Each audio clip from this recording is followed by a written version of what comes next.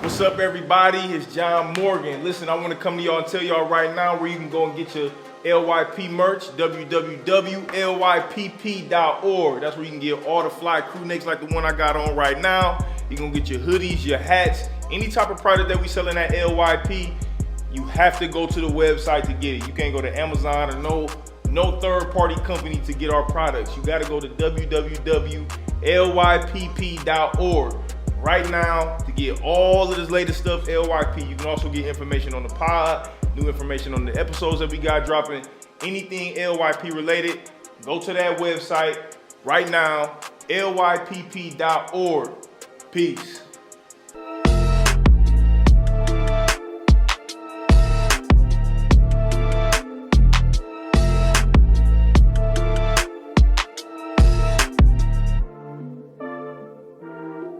Welcome everybody to another episode of the Lead Your Purpose podcast. I'm your host, John Morgan Jr. My engineer over here add extra sounds to the background right now, y'all. Don't mind him. Listen, we like to keep the technical difficulties very much part of the show. You know, it creates a certain level of authenticity and realness to the show. But thank y'all for checking back in, man. You know, as always, man, we want to give a big shout out to, to all the LYP supporters, man. Everybody who's been riding with us since day one. People who shopping the merch, people who checking out our episode, people who coming to the event. Speaking of the event, shout out to everybody who came to LYP R&B last week, man.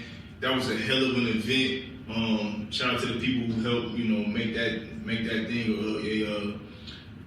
a vision that came to fruition. Shout out to Nita, shout out to Darren. Shout out to everybody, man. Shout out to the vendors, shout out to Angel. There was a lot of people's hands in places, man, that helped that event come to fruition and, help that be a wonderful event, that a lot of people continues to look forward to the next one. With that said, man, much shout out to the community at LYP, man. Much love, man. We cannot do this without, the community at LYP. So much love to y'all. Listen, man, we got a special guest here with us, man. A real mover and shaker here in the city. Somebody who I've been watching from afar, who really been doing their thing. And every time I look around, man, this guy's just got his name on something different, man. Just on the low, but it's being done in a big way, man. Opening up something new, bringing some nightlife to the city. And for myself, man, for a person who spent a lot of time outside, prior to my married life and things like that, I remember the nightlife scene in Akron 10 years ago. You feel me? And what this dude is bringing to the city, man, is it's his own vibe. You know what I'm saying? It's a lot of the things that he's doing and got his hands on is carrying on that tradition of keeping the Akron nightlife, still going. But also making sure that the vibe is set right, for us adults to go out and kick it, so we can have a good time and still make it back home with our families. So I've been watching this guy from afar. I've known him for a while. We had his little brother on here a couple weeks ago, so it's only right that we sat him down, man, and had him tell his story. We got Kameron Alexander in the building with us, man. What's good with you? How you feeling, man? What's going on? Thank you for having me on the show. Oh, you already know, man. Yeah, you already know, man. I appreciate you coming through, man. Like I said, man, when we had talked, bro, I had told you that, like, man, from afar, I've been watching you. You know what I'm saying? You've been moving quietly, but very, very strong. Right. You know what I'm saying? And LYP, man, it's a space that we really want to try to have entrepreneurs and creators and people who really doing their thing here. Not only locally, but we definitely want to highlight the people locally who making an impact, man, because, that's what it's all about, man. You want to highlight the people right here in your area first and foremost, man. You definitely one of those people, so thanks for coming on. So let's start at the beginning, bro. Like, let's start at the origin of Cam, man. You know what I'm saying? Your earliest childhood memories, bro, like, when you can reflect and think about growing up in this city, as a kid, what's some of the earliest memories you kind of comes up for you, what you think about being a youngster coming up here in the city? Man, just always being outside, playing, riding the bikes with the cans on his tire, man, just enjoying life, man. And that's what I'm trying to bring here to the city, man, so we can all enjoy life. But, man, my childhood memories, man, they were great, man. Being with my grandpa, being with my dad, being with my little brother, just doing things to make sure we were straight, man. But childhood memories I cherish them a lot, man. It's the best moments. That's why I'm doing what I'm doing, so the kids and nieces can have a great childhood memory. Yeah, for sure. It's interesting that you say being outside, man, because that's something that a lot of people say when they get in here, and it's so funny that when I initially started the pod, man, we was in the pandemic, so we couldn't go outside. You know what I'm saying? So, to hear people talk about how much going outside was a part of their childhood, some of the kids even coming up to us not even gonna understand what it really meant to be outside, like that coming up, man. Listen, bro, tell me how are you? Like, you know what I'm saying? Not just surface level, but like really, how are you? How are you mentally? How are you spiritually? You know what I'm saying? How are you genuinely? You're doing a lot. You're doing a lot of work. You got your hands in a lot. So how are you genuinely? How you feeling? I'm feeling good, man. With the things that I do right now, it's a lot of stress that comes with it.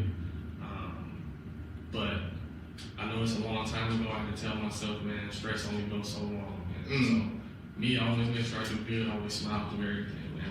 I always tell people, hey, smile, man, when you're going through something, because it ain't gonna last long. Yeah. So when people ask me how I'm doing, man, I'm doing great because I'm still moving my feet, able to talk to people and smile every day, see my daughter, and be here for everyone else and her. That's good, man. That's good. Like the old folks say, this too shall pass. Nothing gonna last forever, man. So that's a good mindset to have, man. Tell me, like, speaking of the pandemic, the last couple of years, bro, like, what you learn about yourself? You know what I'm saying? Again, man, you got your hands in a lot, man. Starting a lot of businesses. For those who do not know, man, Cam is the owner of Social 8. Correct me if I'm wrong. Is it Frozen Daiquiri? Is that the correct? Frozen Daiquiri Bar restaurant. Right. We got another location opening up here. Not Frozen Daiquiri, but another bar opening up here in Akron. What's the name of it? Perfect Pour. Perfect Pour. So Cam got his hands in a lot of different things, man. So like, what'd you learn about yourself, man, these last couple of years in the pandemic? Growing with your businesses, being a business owner in the pandemic, especially a business owner, where your business is predominantly based off of people being in the facility, like, you know what I'm saying? So like, what you learned about yourself these last couple of years? And I learned that I'm a real go-getter for real. Just like I said, I told you earlier, man, I was around my grandfather a lot, and he would always tell me, man, just keep moving around, don't let nothing stop you. And with that pandemic, at first I was a little down, but shoot, I had to find a different way, to survive, make sure social way would be here, make sure I can do everything else I want to do. So I learned really that, shoot, whatever you put your mind to, you can go out and get it. And I'm like, man, so I'm really a go-getter. I gotta get out and do it, even though they put restrictions on this. I can find a way to make it happen. Yeah, man. You condolences, man. Rest in peace to your grandfather, man. You said that he passed away. You to say your brother spoke on him a couple of weeks ago when he was on the pod. What you learned from your grandpops, man? What you learned from that wisdom, man? That patriarch in the family, man. That head of the family. What you learned from your grandfather? I learned a lot, man. To make sure I just keep my head up, never look down, keep moving, stay strong, man. This guy, he laid asphalt, and he had the first one of the bootlegs in the city. He did wine and selling wine, like police officers, firefighters, everything. Yeah. Me being around him since I was young, man, and just seeing him wake up at 5 in the morning every day to lay asphalt, get up, pick me up from school, and make sure I was straight, man. This dude taught me a lot. He taught me really how to be a man. And you don't have those type of people anymore. Yeah. And that's why I want to carry it on to everybody else, because he was that guy that kept our family together. What's one of the things since he's passed, maybe you've thought about it differently? Like, damn, like now that he's gone, what he said to me, it really hits a little bit different now. Basically, when he told me, man, once you stop moving, like, you're done. Keep moving. And I seen that just being with him. Like, he kept moving. And that's where I get my moving from. Everybody always saying, Cam, sit down. I can't. Like, I seen what my grandfather did, man. He really took care of our family, man. It's amazing to see someone that strong and that look. My grandfather was only like 5'4", but he was strong like an ox. Right. They'd be like, man, this dude's strong. But see They don't make dudes like that no more, man. He lives to 93, so it's just like, man, that's a blessing. Yeah. That's a hell of a life. You know what I'm saying? No regrets when you've seen that many years. Yeah. Man, so was your grandfather your first? Was he your first inspiration or your first like introduction to like entrepreneurship and just kind of like getting it on your own and kind of like doing things outside of the traditional confinements of like working a 9 to 5 and just getting things on your own? Yeah, he definitely was, man. Because even though he worked for a company, which actually he ended up becoming like an owner of Barbecue's asphalt construction. Okay. He got out of his 9 to 5, and he showed me that you can make more money out of your 9 to 5. He would go lay asphalt for people and charge $800. He would take me with him, and I would make some money all the time. I was about 8 years old, making $50 a day with him. But he was just showing me the way, like, hey, you can go do this, and you ain't got to work at 8 to 5. And you can do it the right way. Yeah. So he showed you. So like what you said about keep moving, he showed you that if you keep moving and you kind of work your hand and build relationships, is ways to kind of create some income. Yeah. Looking back on it, man, was there other introduction to entrepreneurship or just doing things creative, man, doing things outside of the box? You know what I'm saying, that you were exposed to coming up? Not really.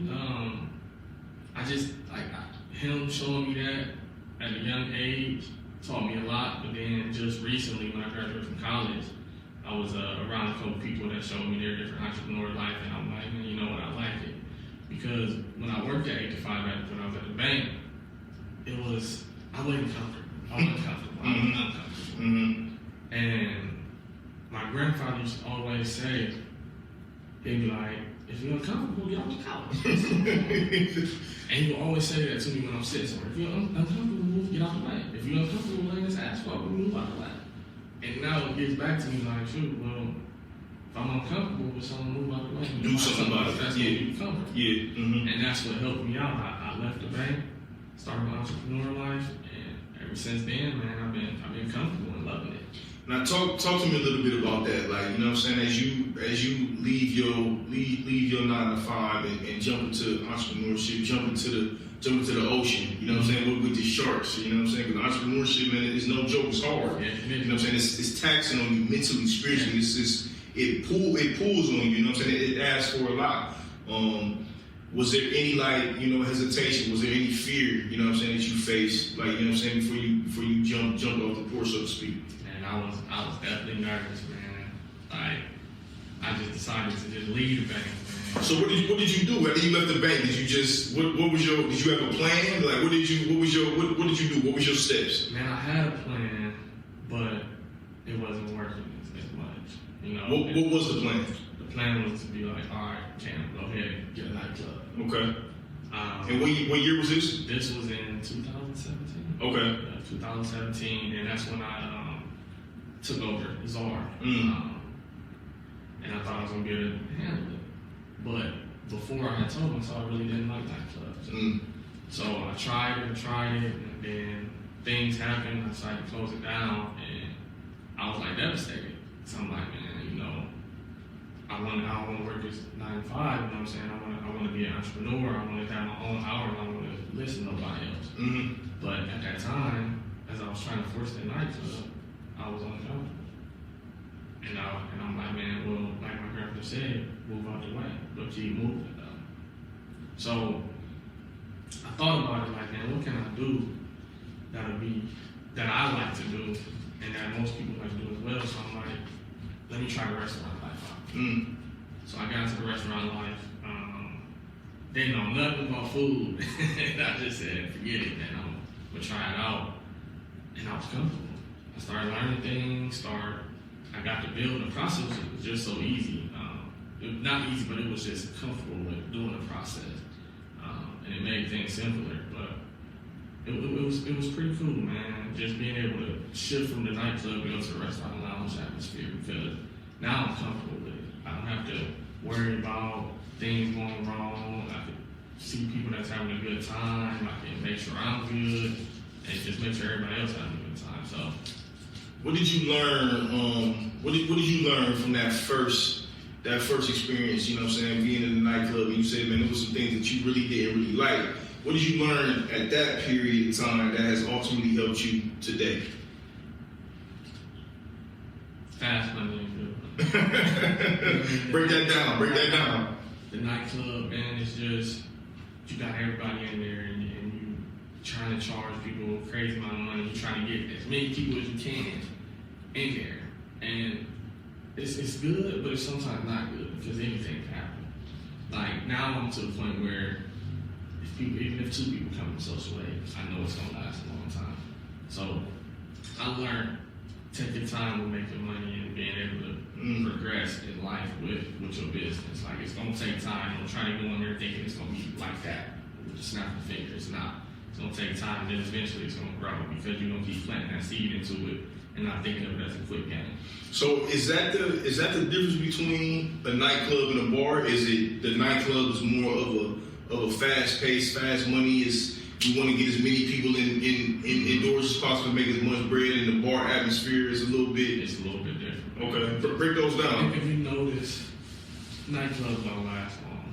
They'll be here for like 3 to 5 years. True. So if you see like a local neighborhood bar, they'll be here for 10, 20 years, 30 years. And that's my goal. And they eventually become real wealthy. Right. But they face some obstacles at the first, where it's like it's slow and you're thinking about how you're gonna pay your bills, how you're gonna pay your employees. But if you keep that same momentum that you're going and just keep your same plan, it's gonna eventually work out. So what's the biggest differences between the nightclub and the bar? Like what's the biggest differences on a day to day? Biggest difference is nightclub, you really only got to be open a couple days and make people come. So the weekend, Thursday, Friday, Saturday. Yeah, Thursday, Friday, Saturday is a big difference. You'll have in a nightclub, you'll have 300 people. In a bar lounge, you'll have about a good 50 to 100 people. Okay. But that 50 to 100 people gonna spend a good amount of money. They're gonna come back. Right. A lot of people don't want to do nightclub every weekend, and you actually deteriorate a lot of people from coming when you have a big nightclub. So the bar and the restaurant and the lounge is more so catering to your target audience. Yeah, and you can feel like you're at home in a bar, restaurant, lounge. You can't feel comfortable in a nightclub. You got people standing around, looking around, all crazy. You don't want to be in that type of atmosphere. Yeah. And that's why I switched over to the lounge restaurant because I want people to feel comfortable, feel like they're at home, because that's when they're gonna more be prone to come back. Now, talk like what was your dreams coming up? What was your dream? What did you see yourself doing? Man, just like almost everybody now. Playing sports? So I figured you was gonna say that, and like, you know, I'm interested to know, man, because listen, that's very similar to myself. Like, you know, so I came up playing sports like everybody else. Matter of fact, like 90% of other black boys in the country, like, you know what I'm saying, that was our ticket, you know what I'm saying, a way of making it. And I know for me, man, mentally transitioning from the mindset of like playing this sport to like figuring out what's next, it was really a hard pivot to make, you know, as a young dude. You know what I'm saying? I didn't really understand it until I got a little bit older. You know what I'm saying? So how was that transition for you? Like, you know what I'm saying? Because you played ball in college and shit, you know what I'm saying? So you even went a little further than me. So like, well, how was that transition of like playing ball? You got these dreams of like going to the league, but somewhere along the paper, like, all right, that ain't gonna happen like that. You know, I gotta shift my mindset to something different. Talk to me about that transition. It was hard. Yeah. You know, since I was 7 years old, it was always sports. Mm-hmm. It wasn't a time where we really were taught a lot about entrepreneurship. Man, everybody was saying, always put in that sports in. So that's the only way you're gonna get out. It's the only way you're gonna get out. But eventually in college, I ended up breaking my thumb, so I had to find a different route. And it was hard. I mean, like I said, I got the job at the bank. I was uncomfortable there. And then eventually I'm like, I'm gonna open my business. It was hard transitioning over that, man. It took a lot out of me because I thought my dreams was going to leave. Man, I was hurt. Like, I can even tell y'all when they told me I couldn't play football no more, I punched a hole in the doctor's office. Like, it was bad because that was instilled in me all my life was football. You're gonna go to the league. There's nothing more than for you out there but going to the NFL. Yeah. And that's another reason why I started the restaurant and lounge business, because I want to show the kids underneath us that it's more than just sports. And you don't have to work a 9 to 5, and you actually don't have to go to college Right. to have your own business. Yeah, that's a fact. But it was very challenging, man. But eventually, I had to get myself together and be a strong black man and try something new. I had to jump, like what they say, jump off the porch. Yeah. Try it, man. Yeah. Because if you don't try it, man, then what's gonna happen?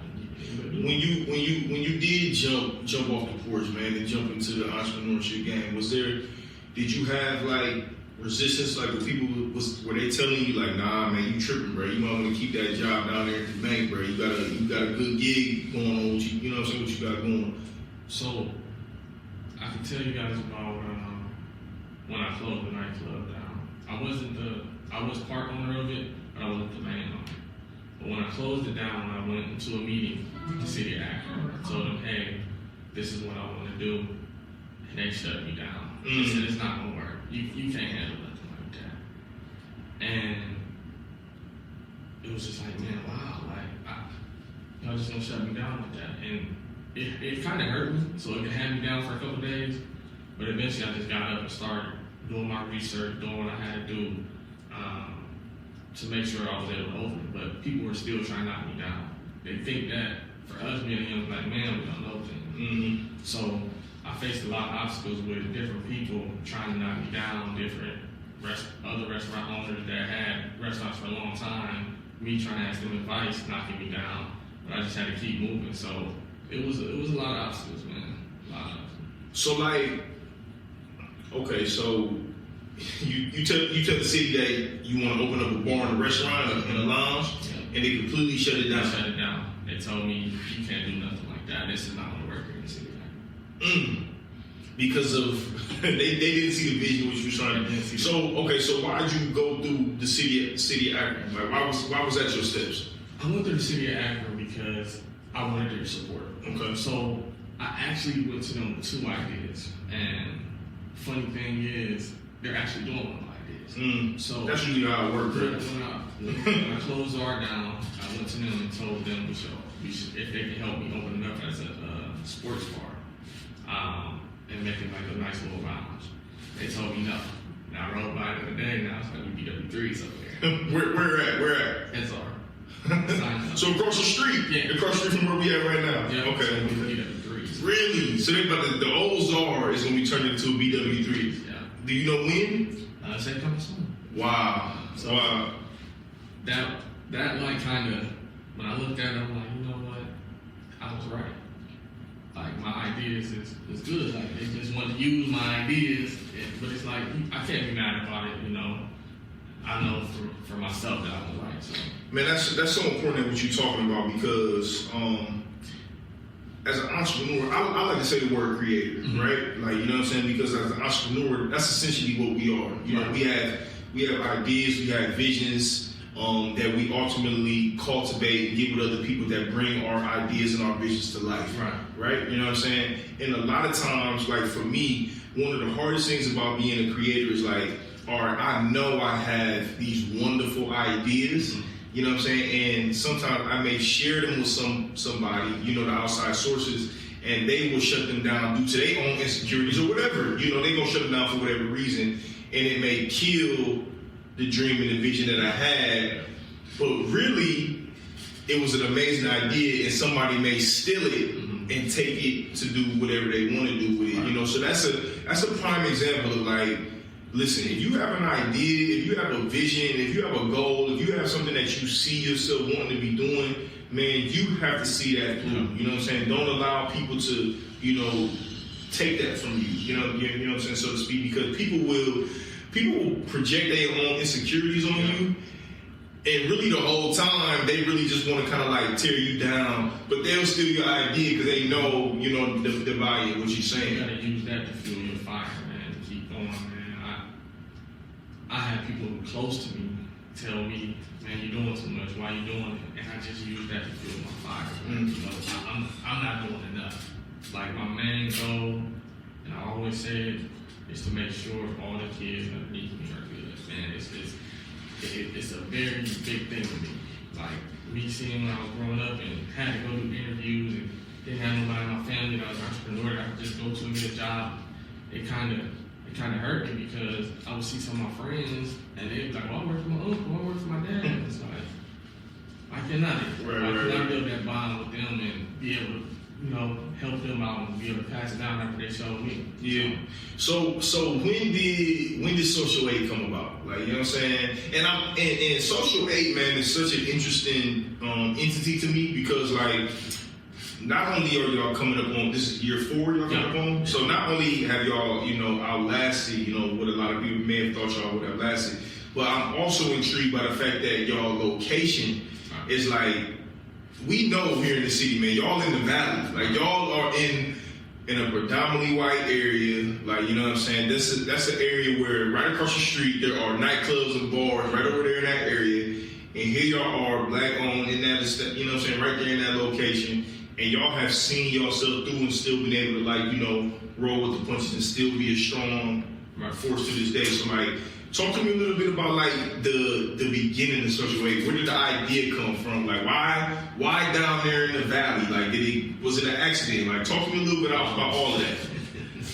It's funny, man, because once I had that meeting with the city of Akron, I had Joel Testa. He was in the meeting. He didn't say anything.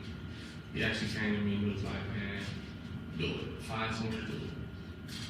And I was like, I was going to do it anyway. So, was it a sports bar at that? It wasn't a sports bar. It was, I switched from the sports bar and went to the lounge. Okay. Because we don't have lounges here. Really. Right. So I went home, told my girl, I basically want to do this lounge. I did.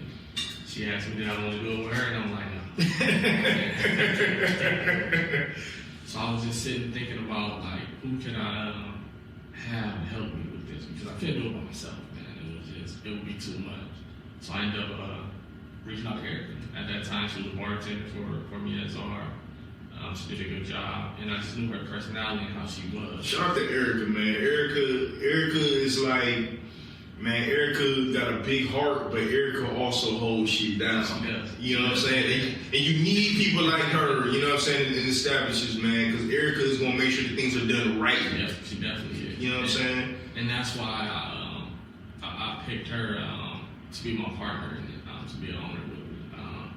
Because, like, I'm a little passive, and you need that person that's going to be a little bit more aggressive. And that's what she brings toward me. Like, it'll be something that I'll say, and she'll be like, nah, you said it this way last time. You gotta make sure you stick to the thing, to what you said.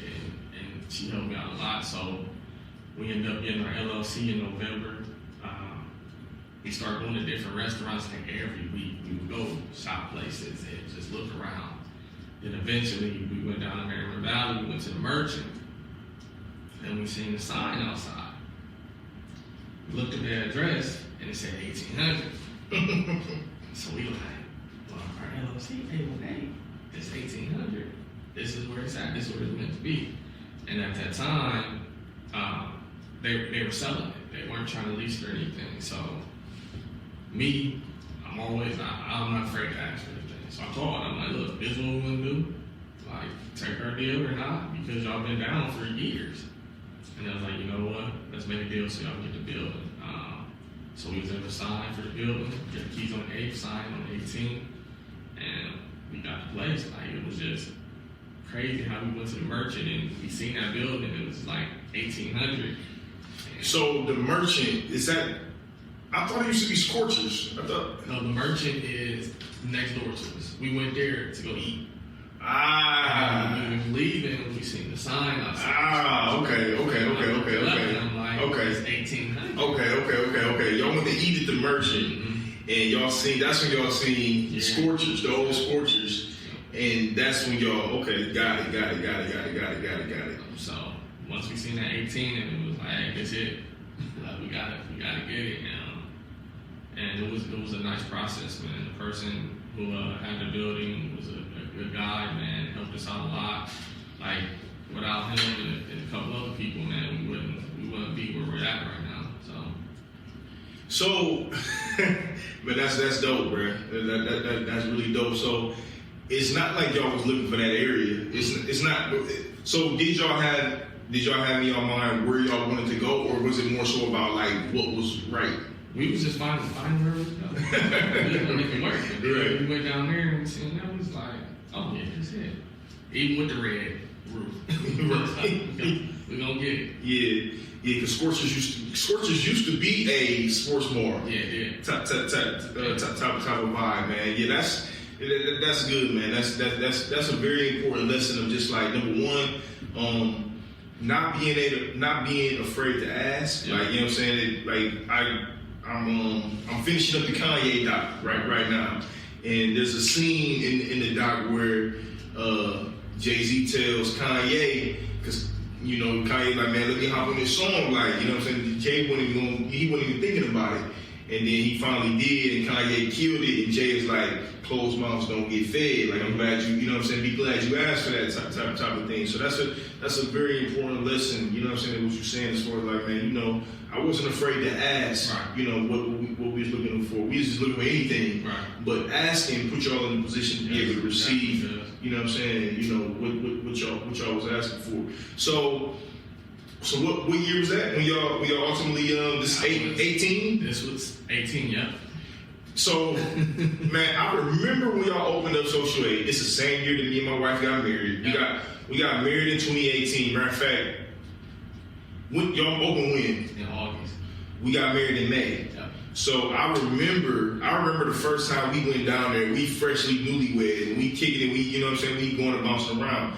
And I remember going down there for the first time. I'm like, yo, they got something. You know what I'm saying with this. You know what I'm saying? Because again, man, across the street, for those who know the Valley and stuff, like, you know what I'm saying, those bars across the street from Social Aid, that's where a lot of us went down to kicking and stuff. But those who know also know is that was never a place for us. They never wanted us down there, you know what I'm saying, in those areas to kick it. So for y'all to be able to put y'all flag up right there in that area to give people a place, you know what I'm saying, give black folks a place to go down there and kick it right there in the same vicinity.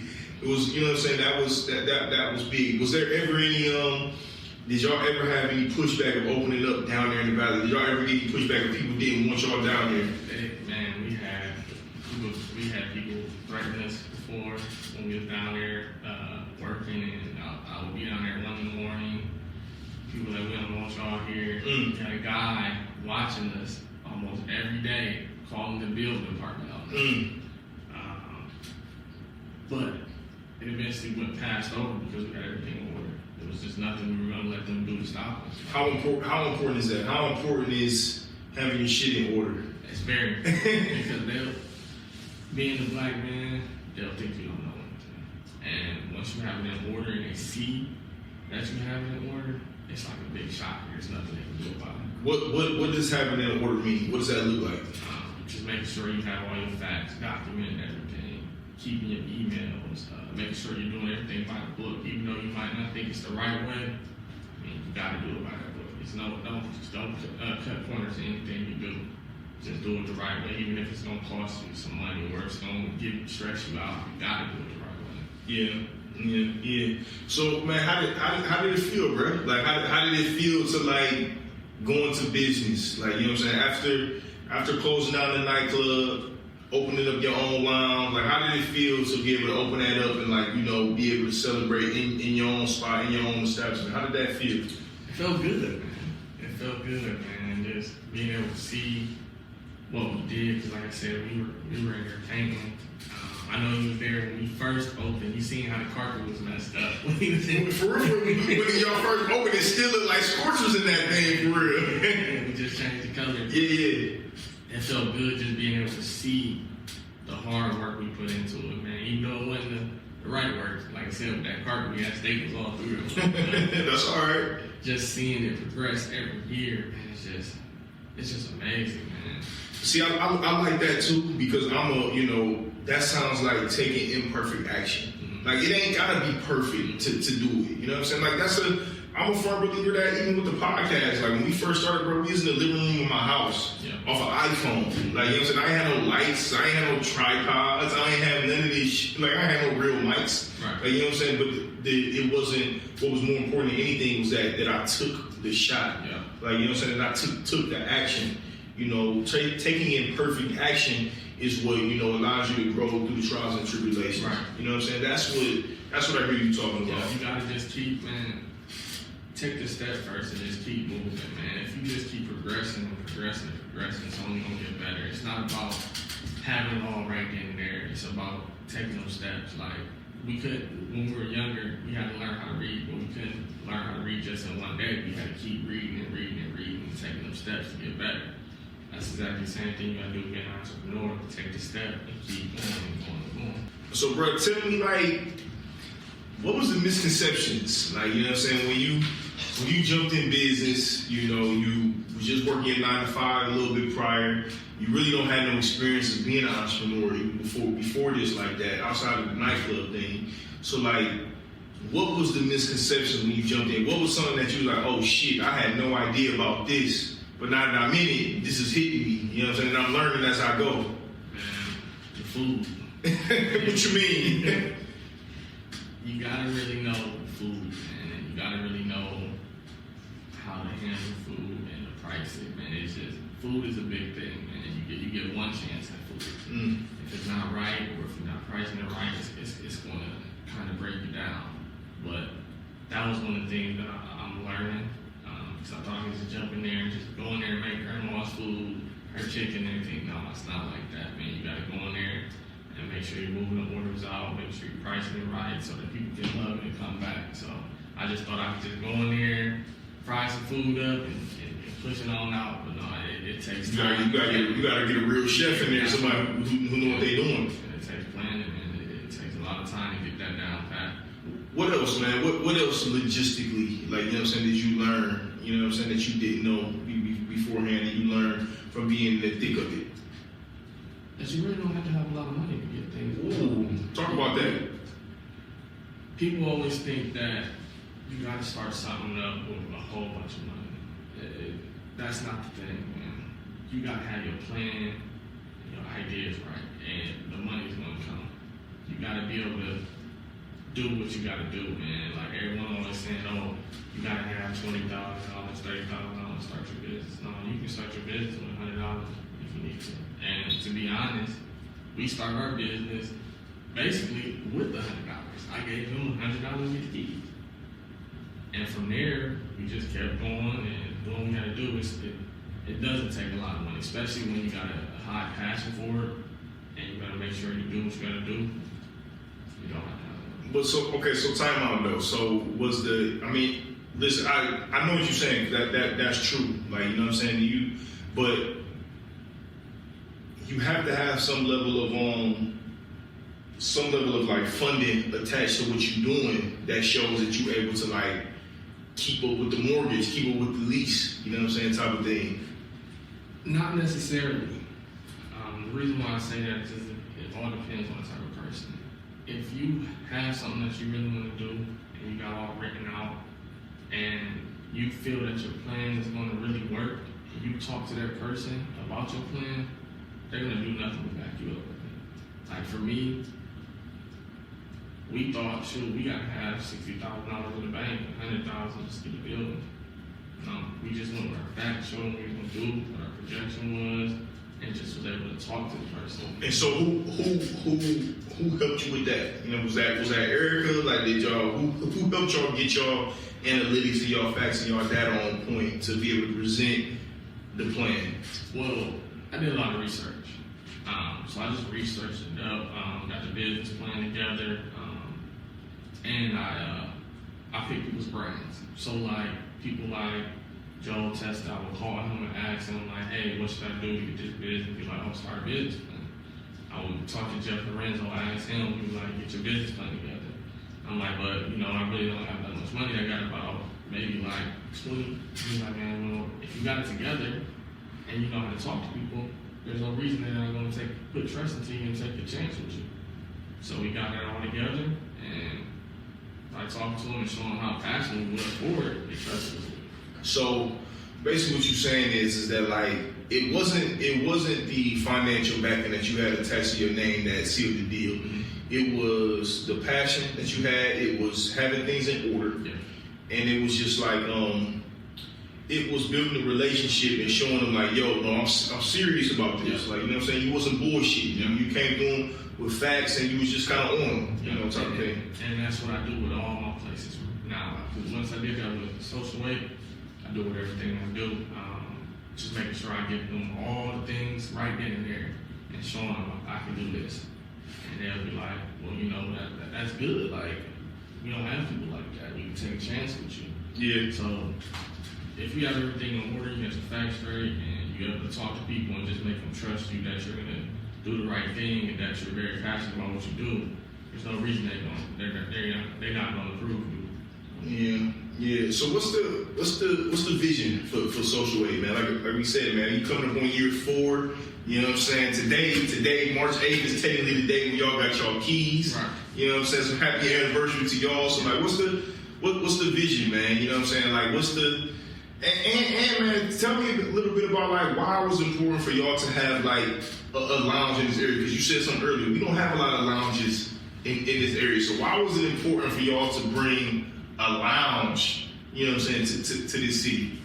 It was important to do a lounge because technically we were all just used to being in nightclubs. It was Right. time for us to have a place where we could settle down and mingle. Like, that's something that we really don't do. Like, for us, we got to be able to talk to our neighbors and sit next to us and piggyback off of them, because we'll learn a lot of things from them. And we want you to feel like you're at home. So with us doing that, we were able to do a lot of things. We had somebody meet their husband there, and they're getting married this year. Like, that's the type of vibe we want to bring to the atmosphere, instead of just being all having a rah-rah and just dancing around the club, you know, and getting drunk. Like, we wanted to have that cool atmosphere where the music's not loud, you can eat, and you can sit down and talk to everybody. Yeah, man. So for the young guy, the young girl, man, looking to start a lounge, you know what I'm saying? It could be here in the city of Akron, it could be, you know, another city, man. What's like 3 to 5 steps that you might tell them, you know, to consider before starting and jumping off the porch? The first one is what everyone has heard since they've been kids: ask questions. Man. Don't be scared to go to that person, find out who the owner is, ask them questions. Take notes. See if you can shadow them, and just be able to take ideas from them to be able to elevate yourself. Like, so that's what I would say to them. Yeah, that's good, man. That's very good. Talk to me about the Daiquiri Bar up in Cleveland, man. Like, how did first off, what the fuck is the frozen Daiquiri Bar? Is it like an icy, like, you know what I'm saying? Like, give me a hint to what it is, type of thing. So it's like wet willies. So we'll have the big old bowl drinks.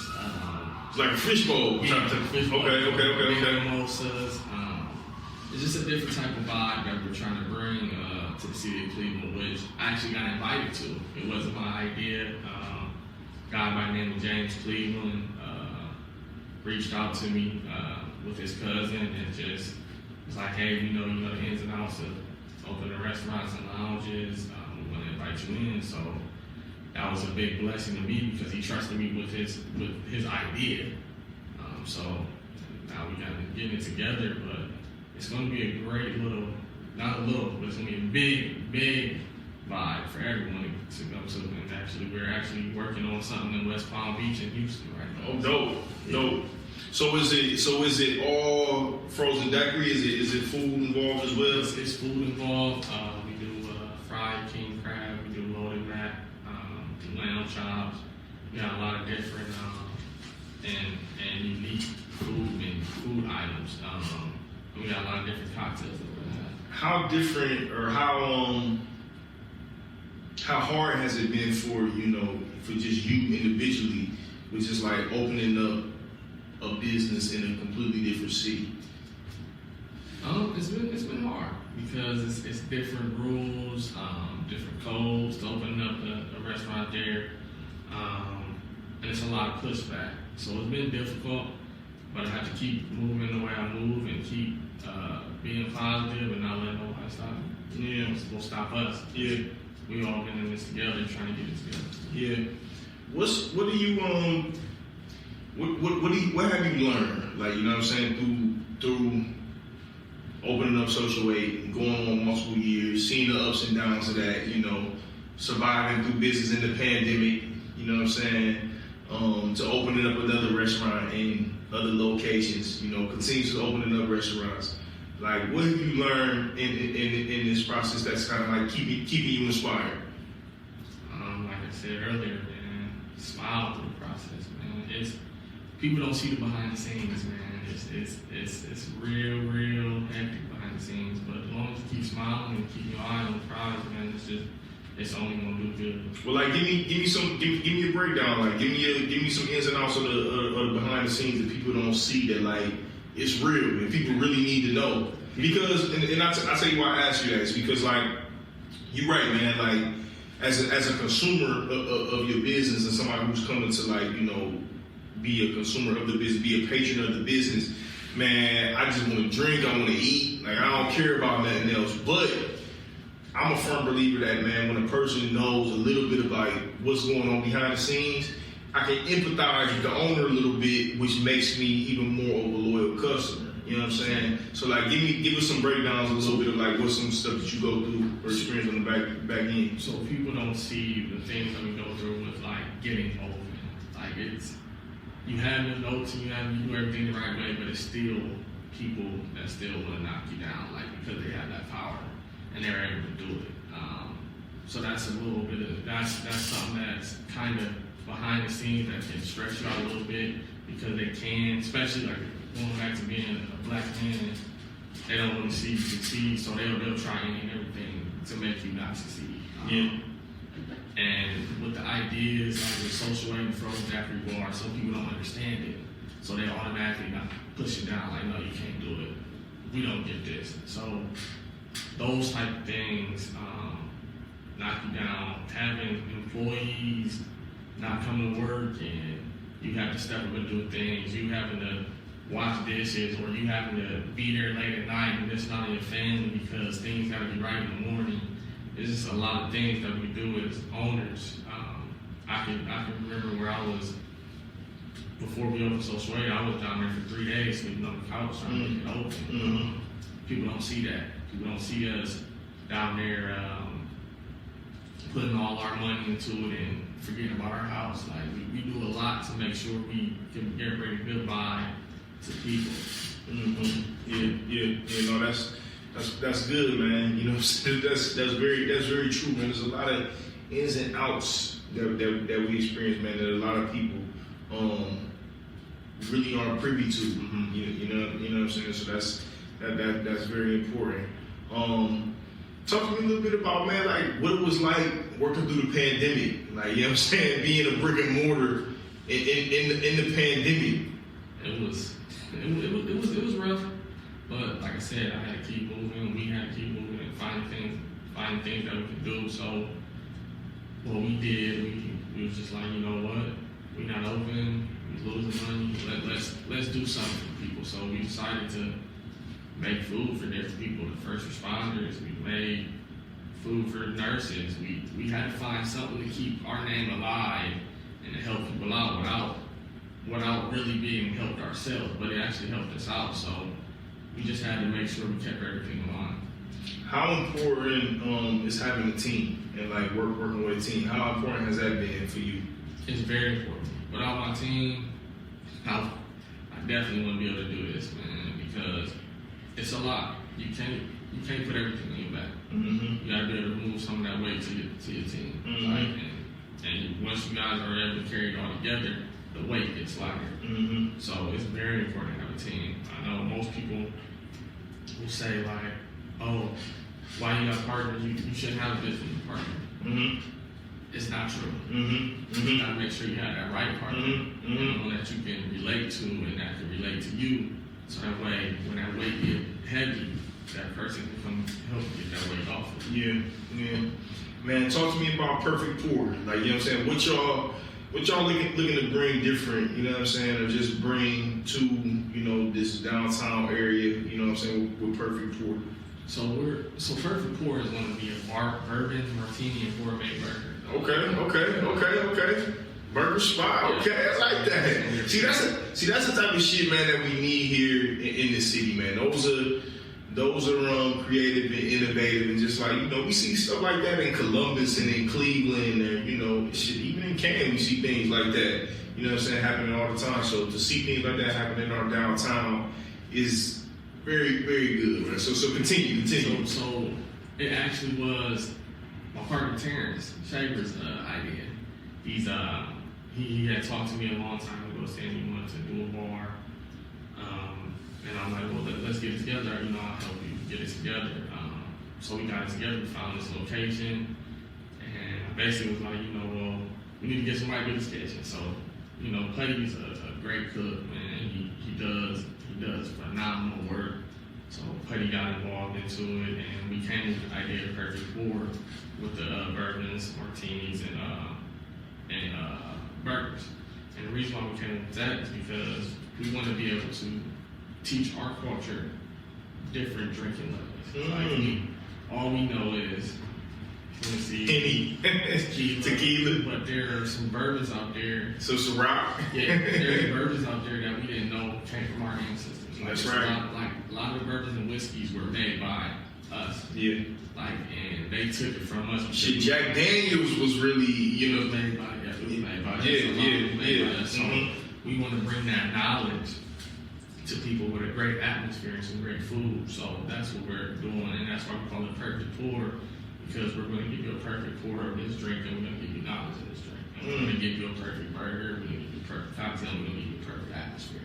Fire, man, fire. Opening date, y'all got to open the date? We're going to try to do something March 25th. A little soft opening, but April 1st, we're going to definitely be open. To go for lunch and dinner, and so come on down. It's gonna be a great atmosphere. It's the old Woody's right here on Main Street. Fire, man, fire. Well, listen, man. Thank you, bro. I appreciate you coming down here, man, sharing your story, man. And, you know, giving a lot of game, you know, for the restaurant and the bar side, man. Like I said, man, from afar, bro, I've been seeing you. I've been seeing you, you know, really do a lot of big things, you know, but do them quietly. And I respect that, you know what I'm saying? I respect the work that you're doing. And man, you and I, man, we had some things that we had to work out personally even prior. And I'm glad that we was able to do that as men, right, you know, and have a good conversation, right. You know, prior to be able to do this. And that's very important as it relates to just like not just business, but just like, you know, relationships, right, and being able to build something, man. You know, so I respect what you're doing, man. I like what you're doing, man. I'm a supporter of what you got going at Social Way, Daiquiri, right here at the Perfect Pour, man. I'm definitely gonna check y'all out. We open that up, man. But like I said, man, I'm a believer in what you got going on. You know what I'm saying? So continue to do your thing. I appreciate you coming on, brother. Yeah, no problem, man. Before I get you out of here, man, I got a couple rapid questions. But the first thing I want you to do is, bro, I want you to pull one of these intention cards, man. On here, man, we got values, we got principles, and whichever one that you pull was definitely meant for you to have. And I want you to pull one, and I want you to read the definition, and then tell me why it was important to you. So pull whichever one you need to, cut the deck, you know what I'm saying? Pull which one that speak to you. And tell us why it's important to you. Yeah. Face your fears. We many times fight, flight, or freeze. Be aware of your process and keep moving forward. Let love uphold you. You are love. Why is that important? Man, this is very important. Like I said earlier, you got to keep moving forward. Anything that comes your way, you got to face it and keep going. So that's very important to me, and it should be very important to everyone to just keep moving. You know what's crazy is that's the same when your brother pulled. That's the same when your brother pulled, man. You know what I'm saying? So, you know, everything is in divine order, man. So that's good, man. Tell me, man, what's the overall vision for you? You know what I'm saying? Your business that you got going on, like, you know what I'm saying? You said something about opening something up in Houston. Like, you know, what's the overall vision? What do you see the 10-year, 15-year plan, you know, looking like for you? My overall vision, which I'm actually going out with the Daiquiri Bar, is being able to help others younger than me and help them build their dreams. The person I'm with Daiquiri Bar, he's 25 years old and came with this idea. And I'm like, man, I'm helping. Because that was my purpose, to make sure I give people younger than me an opportunity and to help them with things that they haven't learned, that I've learned. It's only right to give back. But that's my next question, man. What's your purpose and how's that connected to what you're doing? And your purpose is? To give back, man. Kids younger than me, man, anybody younger than me, I want to give back because, you know, like it is with us growing up, we had to go to school and they taught us certain things, but they really didn't teach us entrepreneur life. That's a fact. And we got to be able to spread that to the young ones. Yeah, that's a fact. What's something about you that people would be surprised to know? Well, everybody knows I'm a Michigan fan. Yeah, I ain't never doing this again, bro. No more Michigan fans in here on the vibe, bro. One and only, man. Everybody know that, man. But one thing about me, man, is, like I said earlier, I'm going to have 4 kids. You on your own on that, bro. I'm gonna have 4 kids. You on your own, okay? I want to be like how my grandfather was, man. He had 24 kids, but just being able to sit at the table with him and him be the head of the table, and he got all his kids at the table. I want that. Yeah. What's a question that you ask yourself the most?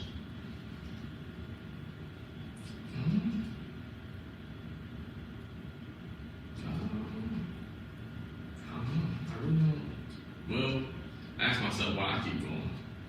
And I eventually just started asking myself that. And when I ask myself that, it goes back to my grandpa. He pops in my head. And like, I can tell you a scenario. I was outside shoveling snow. My body was hurting so bad, man. I was with D. Cole. And I'm just like, You always wrecking shit. and I'm just like, why am I going? And he popped in my head, and I'm just like, and I just started kept going. Like, you know why I'm going? My girlfriend said, you gotta keep moving. That's it. What scares you? I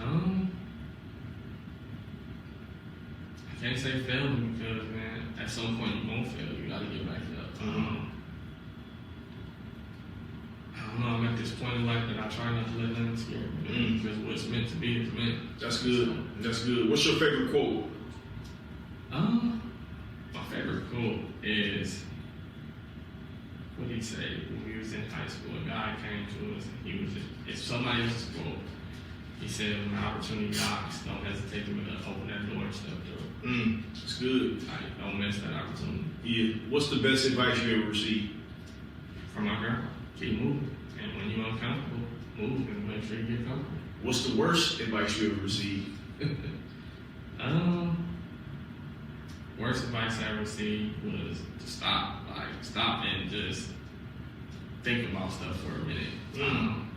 The reason why I say that's the worst advice is because if you keep going and it might be wrong, it's a lesson learned. Like when I broke my thumb, I talked to Tyrell Sutton, and I was like, man, I'm mad. Like this shouldn't happen. And he always said, well, everything that happens is a lesson. Don't think of it as something else. It's a lesson. And I use that to this day. Hey, it's always a lesson because if you wouldn't have did it, you would never learn from it. Okay. All right. What's one thing that you know to be true?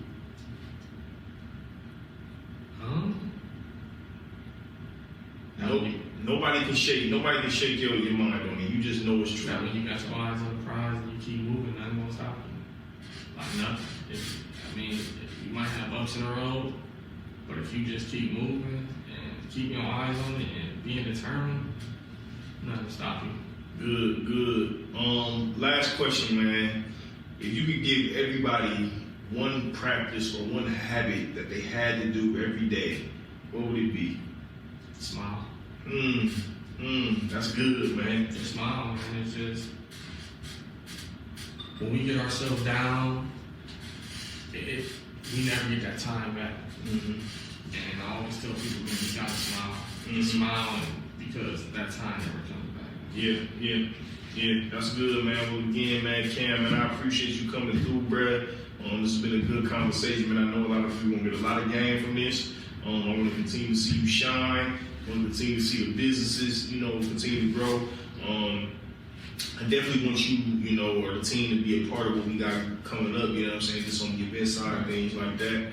But all in all, bro, like I said, man, a while ago, I respect the work that you're doing, man, and I appreciate the work that you're doing, man. You're doing a lot of good things here for the city, and that's big, you know what I'm saying? This city got a lot more to offer than just grind, even though we grind for grind no matter what. There's a lot of creatives and a lot of, you know, go-getters here in this city, man, you know, so it's dope to be able to sit down and politic with them. So appreciate you coming on, man. Give everybody your social media tags. Give them some information on where they can find you. All the good stuff that you got coming up. When's the open dates coming up on next pour? How they can locate Daiquiri up in Cleveland. Just give everybody some information, man. So before I say that, I do want to say I appreciate you because this is like my first time being on something like this. Oh yeah, no doubt. I've been knowing you since long time, bro. Long time, man. Yeah, long time. So we It's chicks. a blessing to be on here. Yeah, for sure. Definitely one of the people I look up to. So Appreciate it, man. Yeah, all love. But y'all can follow me on Instagram, Cam_Social8. Also follow Social8_8. Frozen Daiquiri Bar on Instagram. Perfect Pour Akron on Instagram. And on Facebook, it's just Perfect Pour and Frozen Daiquiri Bar and Social8. We got a lot of things coming. Be on the lookout for all of them. Well, Perfect Pour and Frozen to be open by the end of this month. Just make sure you stop by. Don't forget to come down to Social8. That's basically the backbone of everything. So make sure y'all come on out. Listen, man, another episode, man, of LYP, man. We keeping this thing going, man. It's beautiful to see the LYP community growing with us, man. As always, man, one thing's for sure, two things for certain. It's beauty in the struggle, my nigga. LYP, peace. Is the music real? I think it connected to her phone or something. It's on.